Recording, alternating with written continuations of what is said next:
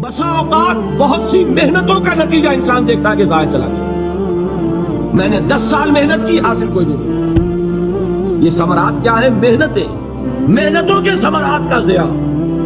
کوشش آپ نے کی، قسمت کی خوبی دیکھی ہے، ٹوٹی کہاں کمن، 2-4 حاجت کے لبے باقی۔ Be prepared.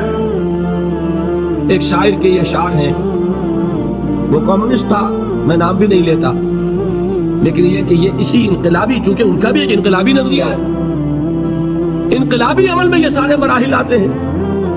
کوئی سیٹ بیک آیا فرض کیجئے، کوئی ناکامی ہو گئی، تو اپنے ساتھیوں کو دل بندھانے کے لیے یہ فصل امیدوں کی ہمدم اس بار بھی غارت جائے گی، سب محنت صبح و شاموں کی اب کے بھی اکارت جائے گی۔ میرے نبی کے ثمرات کا جو لفظ یہاں آیا ہے، وَنَقْصٍ مِّنَ الْأَمْوَالِ وَالْأَنفُسِ وَالثَّمَرَاتِ، سب محنت صبح و شاموں کی اب کے بھی اکارت جائے گی۔ دھرتی کے کونوں قدروں میں پھر اپنے لہو کی کھاد بھرو، پھر مٹی سینچو اشکوں سے، پھر اگلی رت کی فکر کرو، پھر اگلی رت کی فکر کرو، جب پھر ایک بار اجڑنا ہے۔ ایک فصل پکی تو بھر پایا، تب تک تو یہی کچھ کرنا، ایک مقصد ہے صاحب، انقلاب برپا کرنا ہے۔ ایک کوشش ناکام ہو جائے کوئی پرواہ نہیں، نیکسٹ، پھر تیار رہو ناکامی کے لیے۔ ایسا نہ ہو جو انگریزی میں کہتے ہیں hope for the best but be prepared for the worst۔ ایسا نہ ہو کہ دوسری مرتبہ ناکام ہو کے بددل ہو جاؤ، تمہاری ہمتیں جواب دے جائیں، نہیں، پہلے سے تیار رہو کہ دوسری مرتبہ بھی ناکامی آئے تو آئے، لیکن جب تک کہ کامیابی حاصل نہیں ہوتی ہمیں یہ کام کیے تھے۔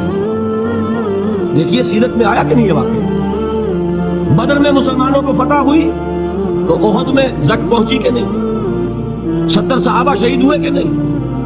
اگر ان کی ہمتیں جواب دے جاتی تو گاڑی کیسے چلتی آگے؟ تو فرمایا وَلَنَبْلُوَنَّكُمْ بِشَيْءٍ مِّنَ الْخَوْفِ وَالْجُوعِ وَنَقْصٍ مِّنَ الْأَمْوَالِ وَالْأَنفُسِ وَالثَّمَرَاتِ، ہم تمہیں لازماً آزمائیں گے، خوف کی کیفیت سے، فقر و فاقے کی کیفیت سے، بھوک سے، جان کے نقصان سے، مال کے نقصان سے، محنتوں کے حاصل کے ضائع ہو جانے سے۔ وَبَشِّرِ الصَّابِرِينَ، اور اے نبی بشارت دیجئے صبر کرنے والوں، الذین اذا اصابتہم مصیبت، وہ کہ جب ان پر کوئی تکلیف آئے، کوئی مصیبت آئے، کوئی آزمائش آئے، قالوا انا للہ و انا الیہ راجعون، وہ یہ کہے کہ ہم اللہ ہی کے ہیں، اللہ ہی کی طرف لوٹ جانا ہے۔ یہ وہی انداز ہے جو میں نے فارسی کا شعر سنایا تھا آپ کو کہ سرے تسلیم خم ہے جو مراج یار میں آئے، وہ ہمارا مولا ہے، ہمارا آقا ہے، اگر اسے یہی منظور ہے تو ہمیں بھی یہی منظور ہے۔ میں نے تسلیم و رضا کی بات کی تھی نا آپ کو کہ شعر سنائے تھے، ایک شعر اور سنیے، اور یہ کس کا ہے؟ محمد علی جوہر کا۔ ایک مرتبہ جیل گئے، ان کی ایک بیٹی جوان بیمار ہوئی، فوت ہو گئی، باہر چھوڑا انگریز نے، جاؤ بھائی دفن کر دو بیٹی کو۔ دوسری مرتبہ جیل گئے، دوسری جوان بیٹی اسی مرض میں مبتلا ہوئی، اب یہ جیل میں ہے، خبر پہنچی کہ دوسری بیٹی کے اوپر بھی اسی مرض کا حملہ ہوا ہے۔ ایک نظم لکھی ہے جس کا آخری شعر یہ ہے، تیری صحت ہمیں منظور ہے لیکن اس کو نہیں منظور تو پھر ہم کو بھی منظور نہیں۔ یہ ہے، جب تک یہ کیفیت نہ ہو اس میدان میں آدمی ثابت قدم نہیں رہ سکتا کہ میرے رب کو اگر یہ منظور ہے تو یہی مجھے منظور، اور تیری صحت ہمیں چاہیے تو ضرور، لیکن ہمارے رب کو منظور نہیں تو ہمیں بھی منظور۔ راضی برضائے رب۔ وَبَشِّرِ الصَّابِرِينَ الَّذِينَ إِذَا أَصَابَتْهُم مُّصِيبَةٌ قَالُوا إِنَّا لِلَّهِ وَإِنَّا إِلَيْهِ رَاجِعُونَ، نہ شود نصیب دشمن کے شود ہلاک تیغت، سر دوستہ سلامت کے تو خنجر آزمائے۔ اولئک علیہم صلوات من ربہم ورحمہ، یہی ہے وہ لوگ جن پر ان کے رب کی طرف سے عنایتیں ہیں اور رحمتیں ہیں۔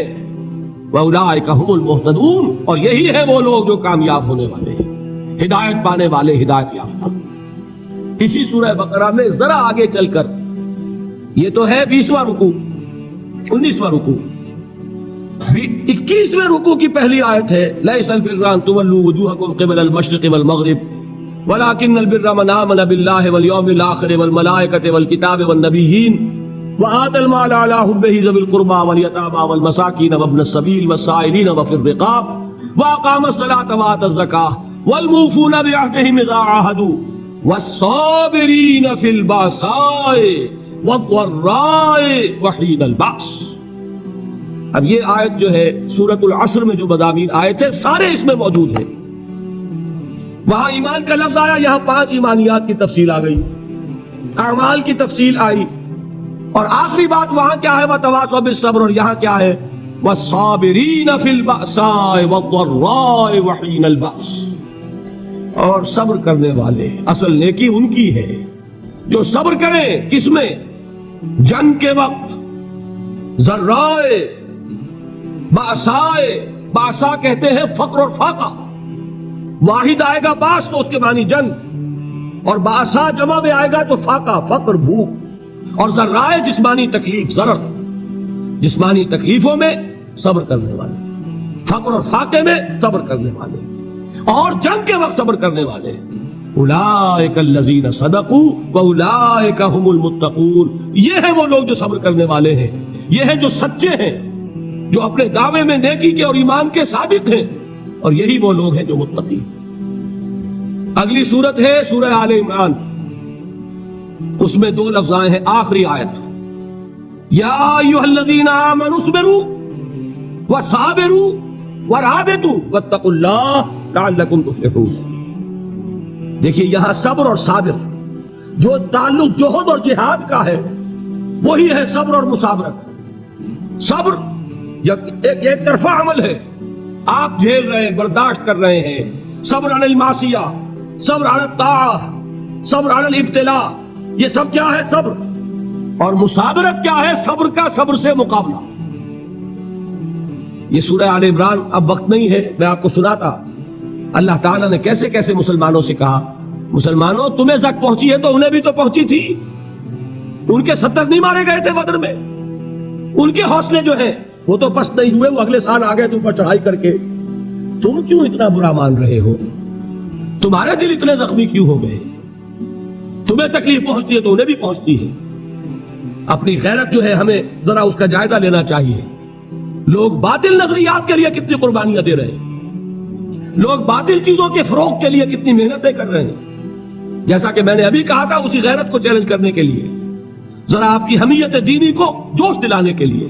قادیانی نوجوان کتنی تعداد میں اپنے آپ کو دین کے لیے وقف کرتا ہے, اور آپ کتنے نوجوان ہیں جو اپنے آپ کو دین کے لیے وقف کرتے ہیں, اور ہوں وہ کھاتے پیتے گھرانوں کے لوگ. یہ نہیں ہے کہ اگر کوئی اور کام نہیں کر سکتا تو پھر یہ ہے کہ وہ دین کے کام میں لگ جائے. باصلاحیت لوگ, کھاتے پیتے لوگ, ذہنی استعداد رکھنے والے لوگ, اونچے گھرانوں کے لوگ, وہ وقف کریں اپنے آپ کو دین کے لیے.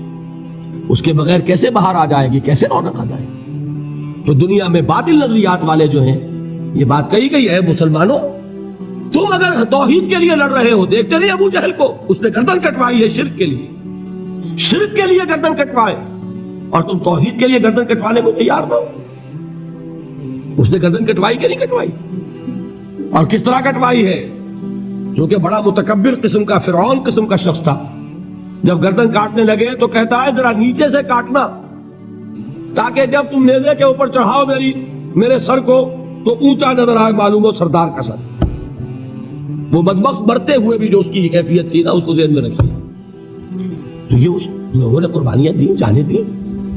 تو فرمایا اگر تم ان سے زیادہ قربانی نہیں دو گے, جو نوٹ کر لیجیے اس کو, مجرد اگر حق کو غالب کرنا اللہ کے ذمے ہو تو آنے واحد میں غالب کر دے گا, تمہیں تکلیف ہی دینے کی ضرورت ہے. سمجھ رہے؟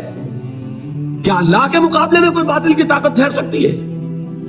یہ تمہارے ایمان کا امتحان ہے, یہ تمہارے خلوص کی آزمائش ہے, یہ تمہارے امتحان کا ثبوت درکار ہے کہ اللہ تعالیٰ دیکھنا چاہتا ہے تم اس کے لیے اپنی جانیں قربان کرنے کو تیار ہو کہ نہیں, تم اس کے لیے تن من دن لگانے کو تیار ہو کہ نہیں.